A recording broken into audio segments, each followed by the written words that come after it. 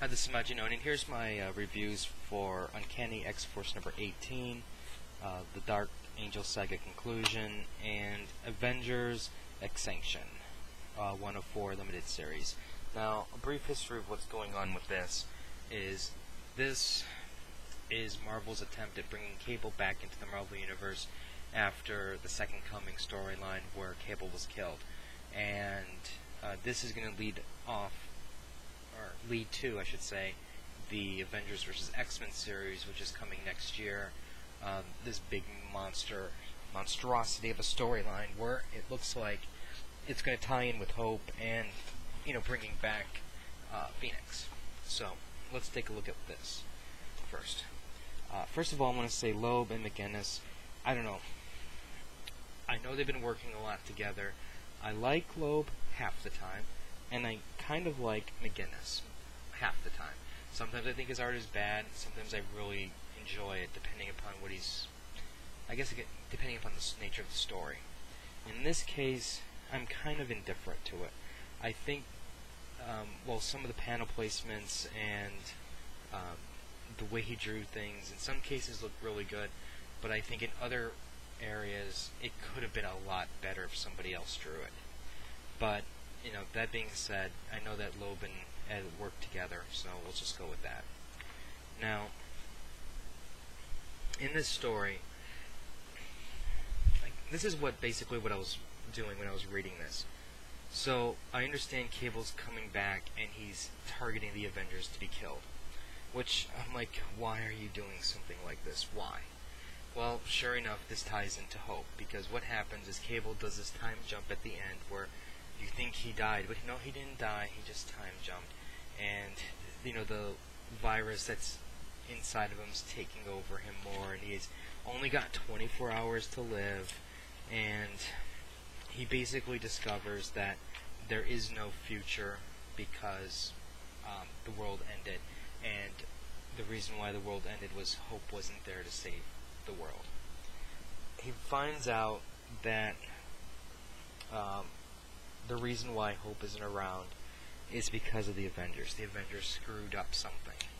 So, like any reasonable superhero would do, is he would naturally go back into time and assassinate the superheroes. Which, I'm sighing, because I'm going, okay, this would make sense if this was like, I don't know, Doctor Doom, or, somebody like that, but this is Cable. Cable has a connection to certain superheroes. So, it's almost like I just want to say, dude, why don't you just find out what happened, and then go back into time, and then the Avengers will talk to you, and maybe what happened could still be avoided without having to try to kill them, which would completely offset time even more so. But I guess in his case, when you have a world of nothing, then I guess killing the Avengers is the only logical step to do. Now, I understand what Marvel's trying to do. Marvel's basically saying, look, we want to bring Cable back, and we want to do it with a bang. We want to get the readers into it. We want to get readers talking. So what do? They bring him back in such a fashion where he fights it off against the Avengers. Right now, the Avengers is a really hot property with Marvel. The new Avengers are selling well. They're coming out with miniseries that are completely useless, and people are buying. And you also have the Avengers movie coming around next year. So what you have here is a 4-issue miniseries, which is going to then tie into the bigger series, which will then hit during the movie. So I understand the process. I understand the thought process, and I go, okay, Marvel, I give you kudos for trying to pump up sales of comics. And we all know what fanboys will do. You have two groups of fanboys who are just totally freaking out right now. You have the Cable fanboys, and you have the Avengers fanboys, who are just going, my god, this is like, I don't know, going to a strip club and for your first time. That's what it's like with this. And to me, when I'm reading this book, I'm just going, I'm just not impressed. And the reason why I'm not impressed is because Marvel, Jeff Loeb, I should say, has done nothing to really challenge me to want to read this. He's He's feeding me exactly what the type of story that I've read before. You know, I want something a little bit different. I want something special. You know, I don't know, and it's not this. There's nothing in here. He's basically catering to the lowest common denominator, and he's not giving anybody, like a long time reader, something fresh. It's basically, I guess you can say, based on the first issue, it's paint by numbers. Now, granted, I'm sure the second issue there might be something a little bit different. The third issue might be even more different, and the fourth issue will be amazing. Who knows? But this is what I do know. Guess what? Avengers aren't dying. That's not going to happen. So the whole basic concept of this story is flawed. And when you go by a paint-by-numbers approach to this, it does nothing. It does nothing to spark my imagination. You know, what I might do is I still might get the other books because, you know, that way I can do reviews for you guys on them, and this way I'll be prepared for the X-Men Avengers miniseries. That way I won't have a billion questions as to what happened. So, if I get it, that's the only reason why I'm getting it. But if it's good, if it turns out to be good, you'll hear it from me saying it turned out to be better. Okay, let's look at Uncanny X-Force, number 18. This was a long time coming. This is 18 issues coming, and this has been worth every single page of waiting.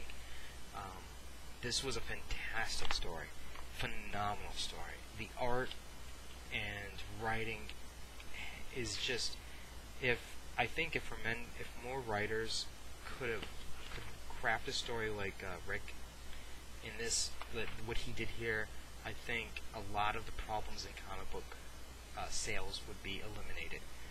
I understand that there's a lot of people who don't maybe not like his style, but if you look at the general approach of what he did to this team, and I mean, heck, even Venom, even though I don't really like the concept of Venom, Venom is really well written, and if more writers could take that kind of approach to storytelling, like I said, I think you'll see sales across the board go up because it would make you want to read the story. It would make you want to go to the next issue, which, you know, like, I'm just going to throw Superboy under the bus.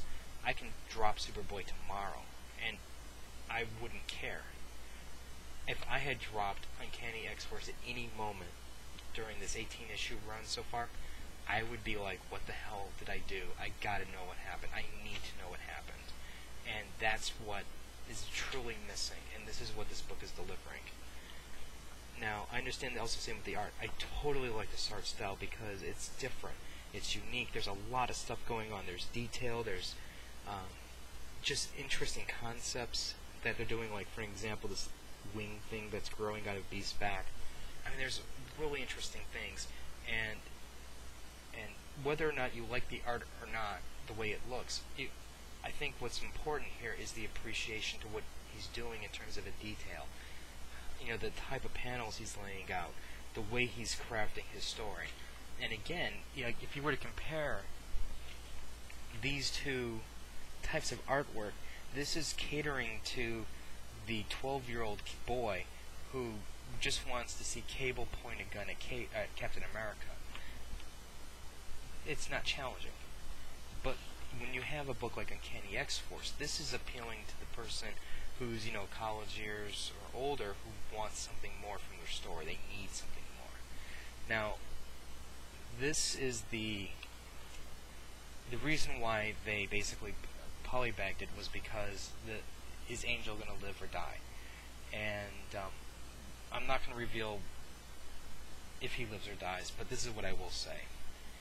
The fight between Phantom X, Psylocke, and Archangel was really good. It was a good fight.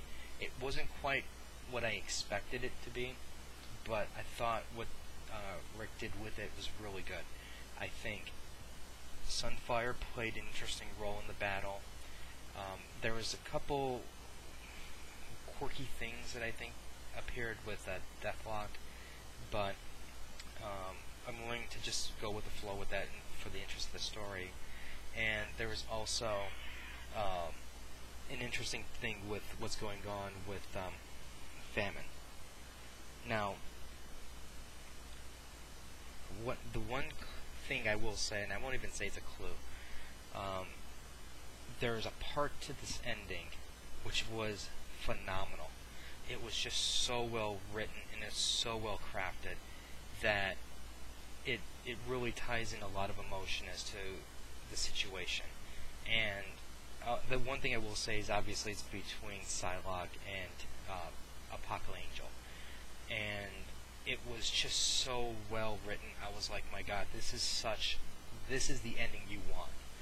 Now, once you get through that, there's another part to it which will make you kind of go, I don't know, maybe. Some people will like it, some people won't. But I will say, the first part of that ending, this is basically, without even reading the rest of the books, I'm throwing this as a book of the week. Because it was just incredibly well written, and they're planting a seed for the future with some of these characters. And I know I left out something important, and I'm leaving out this important thing that Fanimix was hiding because I did not want to spoil even more stuff. Because I want people to read this book because this is like a really good book, and it's a shame that it's not number one in the rankings. This, to me, like, I understand JLA, I understand Batman is popular right now because of the new DC nonsense. This is a book that is completely deserving of number one because it's delivering on so many different levels. Granted, it's dark, granted, it's violent, people get killed, there's a little bit of gore, they killed a kid, but what other comic book does that? And I don't mean that as a way of saying, in order to be good, this is what you need to do. No, it's they're pushing the envelope, they're expanding things, they're taking chances, and it's paying off. Everything is paying off, and I'm going to be sad when I see Remender eventually leave this title, because this book cannot be the same after he leaves. In a way, I guess you can say it's almost like, if you look at Authority, how when Warren Ellis did it, it was such a fantastic book. And then, now granted, while you still had strong stories after he left, it just wasn't the same. It wasn't quite the same any longer. But don't get me wrong, I still liked Authority, but eventually it just got to a point where it was like, it's just okay. And that's what I'm afraid of what's going to happen with this book, because like I said, it just can't be the same. But anyways, that's my review of these two books. I will say this is a definite must-buy. If you have not been buying Uncanny X-Force, you need to do yourself a favor, buy the first two trades that came out, and that way you'll be prepared for this trade when it eventually comes out. I will say there's some slower parts to the story arc, but if you read it as a whole, this is one of the best investments you can get in a trade. Paint by numbers. People are going to love it. People are going to think it's boring. But again, it's by the numbers, nothing challenging, nothing special. And you know what? When you look at the very last panel, guess what? You know it didn't happen. What you think, what they're trying to elude happened, didn't happen. And if by some miracle it did happen, you know it's going to be reset for the next story. Because, or I should say, it won't be reset by the next story. It'll be reset by issue 3 or 4. Because there's no way they can continue that ending. It's impossible. Anyways, if you have any comments or questions, let me know. Rate the video up or down. Let me know what you think. And I'll try to put up some more reviews as soon as I can. But I wanted to get these two out as soon as I could because I know these are the two big books of the week. So until next time.